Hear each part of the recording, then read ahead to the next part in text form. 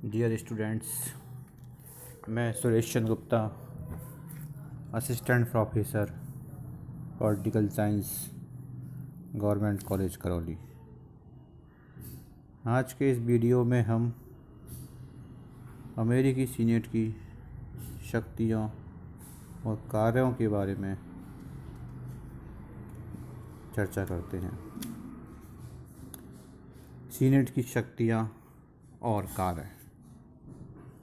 Philadelphia सम्मेलन के सदस्यों द्वारा अमेरिकी संविधान का निर्माण करने में शक्ति विभाजन सिद्धांत के साथ साथ नियंत्रण और संतुलन के सिद्धांत को अपनाया गया था और उनका विचार था कि राष्ट्रपति और प्रतिनिधि सभा दोनों पर ही अंकुश रखने वाली एक संस्था होनी चाहिए, जिससे इन दोनों में कोई भी संस्था निरंकुशता की प्रवृत्ति को न अपना सके। सीनेट की रचना एक ऐसी संस्था के रूप में की गई है। सीनेट की शक्तियों और कार्यों का अध्ययन हम निम्न रूप में कर सकते हैं। नंबर 1, कानून निर्माण संबंधी शक्तियाँ। सीनेट अमेरिकी कांग्रेस का द्वितीय सदन है। हम जानते हैं कि सीनेट जो है वो अमेरिकी कांग्रेस का द्वितीय सदन है और सामान्यतः वर्तमान समय में प्रजातंत्रात्मक देशों में व्यवस्थापिका के द्वितीय सदन को कानून निर्माण में गौण स्थिति ही प्राप्त होती है। लेकिन इसके बावजूद अमेरिकी सीनेट के संबंध में ऐसी स्थिति नहीं है। मुनरो ने कहा है कि यह कांग्रेस की एक समानपदी शाखा है, अधीन नहीं है और निम्न सदन के साथ राष्ट्रीय कानून निर्माण के कार्य में साझीदार है। सीनेट की कानून निर्माण संबंधी शक्तियों का विवेचन साधारण विधेयकों, संवैधानिक विधेयकों और वित्त विधेयकों के संबंध में किया जा सकता है। साधारण विधेयकों के संबंध में सीनेट को प्रतिनिधि सभा के समान शक्तियाँ प्राप्त हैं। साधारण विधेयक दोनों सदनों में से किसी भी सदन में प्रस्तावित किया जा सकता है और वे तब तक पारित नहीं समझे जाते हैं जब तक दोनों सदन उन्हें स्वीकार नहीं कर ले। कहने का तात्पर्य यह है कि अगर कोई विधेयक साधारण विधेयक है तो उसमें सीनेट और प्रतिनिधि सभा दोनों की शक्तियाँ क्या हैं, बिल्कुल समान है। संवैधानिक विधेयकों के संबंध में भी दोनों की स्थिति पूर्णतया समान है। संविधान में संशोधन विधेयक दोनों में से किसी भी सदन में प्रस्तावित किया जा सकता है और ऐसा प्रत्येक विधेयक पारित समझे जाने के लिए यह आवश्यक है कि उसे दोनों सदन अपने अपने 2/3 बहुमत से पारित कर दें। अगर दोनों सदनों ने उसे अपने अपने 2/3 बहुमत से पारित कर दिया है संवैधानिक संशोधन विधेयक को, तो वह विधेयक पारित माना जाता है।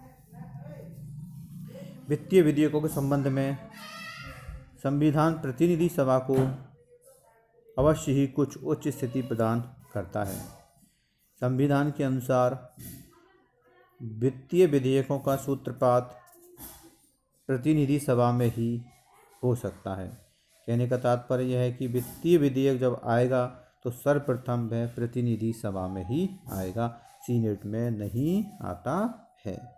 किंतु संविधान यह भी कहता है कि सीनेट वित्तीय विधेयकों में अन्य विधेयकों की भांति संशोधन कर सकती है या उन्हें अस्वीकार भी कर सकती है और वित्तीय विधेयक तभी पारित समझा जाएगा जबकि कांग्रेस के दोनों सदन उसे स्वीकृति प्रदान कर दें।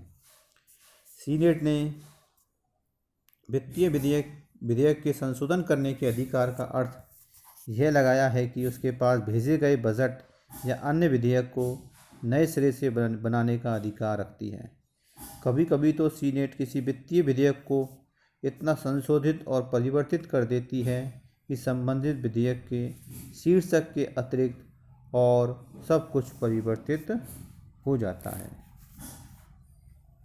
इस प्रकार वित्त विधेयक के संबंध में सीनेट की स्थिति सैद्धांतिक दृष्टि से ही गौण है, व्यवहार में नहीं है। इसके अतिरिक्त व्यवहार में एक बात ने तीनों ही प्रकार के विधेयकों के संबंध में सीनेट को प्रतिनिधि सभा से उच्च स्थिति प्रदान करती है। यदि किसी विधेयक पर दोनों सदनों में मतभेद उत्पन्न हो जाए तो यह विधेयक सम्मेलन समिति को सौंपा जाता है, जिसमें दोनों सदनों के बराबर बराबर की संख्या प्राय 3-3 सदस्य होते हैं और सम्मेलन समिति दोनों सदनों में समझौता कराने का प्रयत्न करती है। व्यवहार में सीनेट के सदस्य अधिक योग्य, अनुभवी और कार्यकुशल होते हैं और समझौता बहुत कुछ सीमा तक उसी रूप में संपन्न हो जाता है जिस रूप में सीनेट चाहती है। कहने का तात्पर्य यह है कि मान लो किसी विधेयक पर दोनों सदनों में विवाद की स्थिति है तो यह विधेयक एक सम्मेलन समिति को सौंपा जाता है, उसमें समझौता कराया जाता है और जो समझौता होता है उसी के अनुसार विधेयक पारित मान लिया जाता है। अब सीनेट की दूसरी शक्ति आती है कार्यपालिका संबंधी शक्तियाँ। सीनेट को न केवल व्यवस्थापन वरन प्रशासनिक क्षेत्र में भी महत्वपूर्ण शक्तियाँ प्राप्त हैं। कार्यपालिका क्षेत्र में उसकी शक्तियाँ प्रतिनिधि सभा की तुलना में निश्चित रूप से बहुत बढ़कर हैं। कार्यपालिका के क्षेत्र में उसकी प्रमुख शक्तियाँ 3 हैं। नंबर 1, कार्यपालिका क्षेत्र में उसकी प्रथम शक्ति नियुक्तियों के पुष्टिकरण से संबंधित है। राष्ट्रपति द्वारा ही की गई नियुक्तियां तभी वैध होती हैं जबकि सीनेट के द्वारा अपने साधारण बहुमत से उन्हें स्वीकृति प्रदान कर दी जाती है। राष्ट्रपति 2 प्रकार की नियुक्तियां कर सकता है। पहली प्रकार की वे नियुक्तियां जो सारे राष्ट्र से संबंधित होती हैं, जैसे राजदूत, मंत्रिमंडल के सदस्य, सर्वोच्च न्यायालय के न्यायाधीश और उच्च सैनिक अधिकारी आदि। दूसरे प्रकार की नियुक्तियां उन संघीय अधिकारियों की होती हैं जो किसी राज्य में की जाती हैं, जैसे संघीय जिला न्यायाधीश, पोस्टमास्टरों के कुछ वर्ग, जिला न्यायवादी तथा मार्शल आदि।